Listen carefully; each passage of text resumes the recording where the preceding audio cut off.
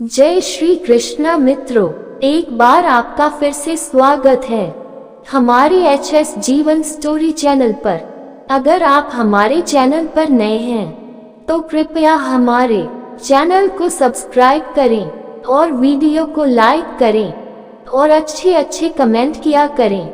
प्रिय दर्शकों, आज हम फिर से एक नई वीडियो, नई जानकारी को लेकर हाजिर हुए हैं आप लोगों के समक्ष।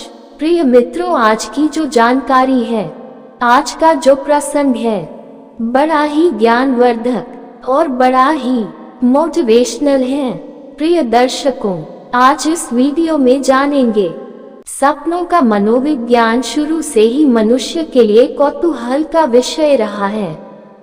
दार्शनिकों, वैज्ञानिकों और मनोचिकित्सा ने अपने अपने ढंग से इसकी व्याख्या की है।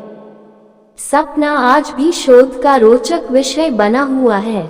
उसे अचेतन मन की भाषा मानते हुए भी अभी तक कोई निश्चित मत नहीं बन पाया है।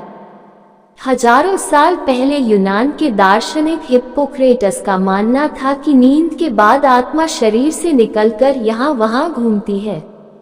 उस स्थिति में वह जो देखती या सुनती है वही स्वप्न है। प्लेटो ने अपनी पुस्तक टाइमिमस में स्वप्नों को दैहिक एवं मानसिक लक्षणों की अभिव्यक्ति के रूप में बताया है। अरस्तु ने लिखा है कि मनुष्य ही नहीं, भेड़, बकरियां, गाय, कुत्ते और घोड़े आदि भी सपने देखते हैं।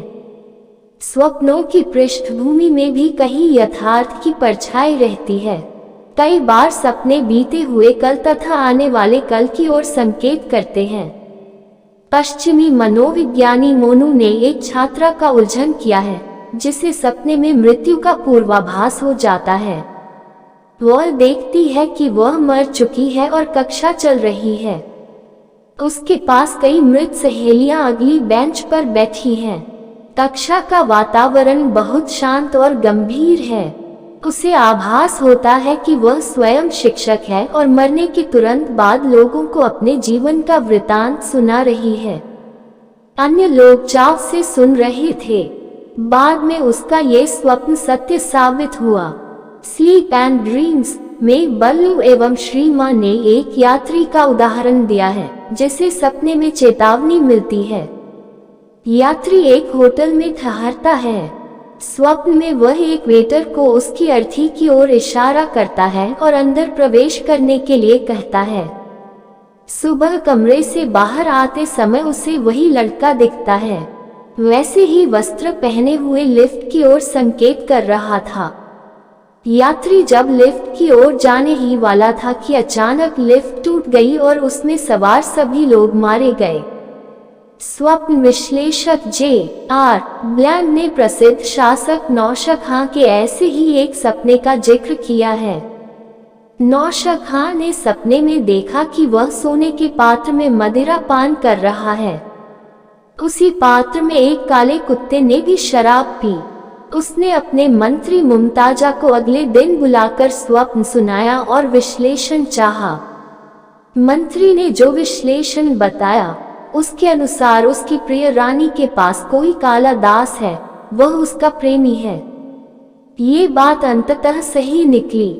गौतम बुद्ध के जन्म से पूर्व उनकी माता महामाया ने स्वप्न देखा था कि 6 दांतों वाले हाथी ने उनके शरीर में प्रवेश किया है।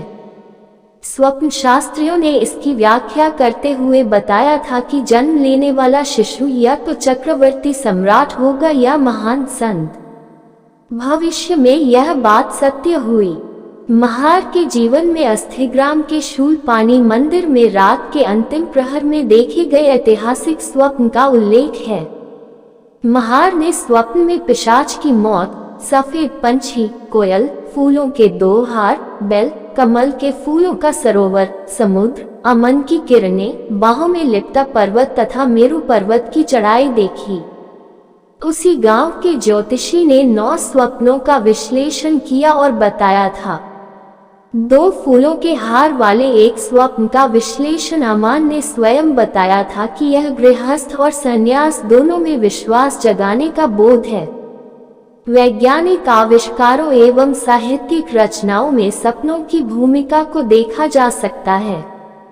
नील बोहर की परमाणु संरचना और फ्रेडरिक द्वारा बेंजाइन की रसायन रचना की खोज इसके उदाहरण हैं। हेनरी फेहर के अनुसार सृजनशील व्यक्ति सपनों में अपनी समस्याओं के समाधान खोजते हैं। पटकथा लेखक जेम्स कैमरून ने स्वप्न से प्राप्त संकेतों के आधार पर ही श्वार्ज़नेगर की प्रसिद्ध एक्शन फिल्म द टर्मिनेटर की स्क्रिप्ट लिखी थी। ये कहना उचित ही है कि सपनों का संसार जगत में अस्तित्व के गहन आश्चर्य और समाधान समेटे हुए है। आवश्यकता है समझने और समाधानों के रचनात्मक उपयोग की, जिससे कि यह मात्र कौतूहल एवं आश्चर्य भर न रहकर जीवन की गुत्थियों को हल कर लेने वाला एक सशक्त माध्यम बन सके।